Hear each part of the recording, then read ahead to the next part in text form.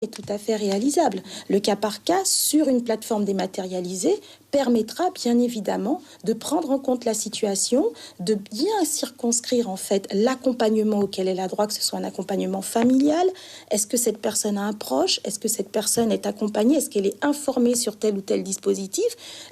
C'est l'annonce par les services de l'État de la mise en fonction prochaine d'une plateforme dématérialisée actuellement en expérimentation dans 7 régions de France pour une prise en charge au cas par cas.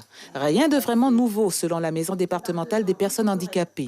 Le nouveau dossier de demande tient déjà du cas par cas. Nous ne faisons pas un traitement globalisé. On traite au cas par cas chaque demande. Le nouveau formulaire de dépôt de dossier, là aussi, il a doublé de pages. Il fait une vingtaine de pages maintenant. Mais l'avantage, c'est que la personne n'est plus obligée de tout remplir. Elle remplit une partie, en tout cas la partie qui nous intéresse le plus, c'est ce qu'elle veut, donc la partie dans projet de vie. Très bien. Et une fois qu'elle a rempli cette partie, nous, on doit analyser ça dans le cadre d'une demande générique, c'est le nouveau terme à la mode. Donc même si elle n'a pas tout rempli, on devra tout étudier et lui faire des propositions. Idem pour le certificat médical, l'une des principales pièces du dossier de demande à la MDPH.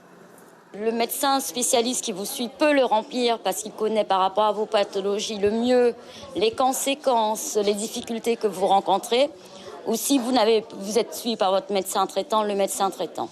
D'abord, le certificat médical, il a été doublé. Le nombre de pages a doublé. Alors je sais que ça ne fait pas plaisir aux médecins.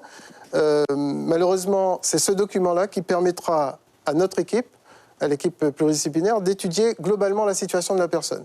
Donc depuis le 19 mars dernier, nous avons un nouveau certificat, donc l'ancien n'est plus valable. Mais l'avantage, c'est qu'il dure plus longtemps. Il dure 6 mois maintenant.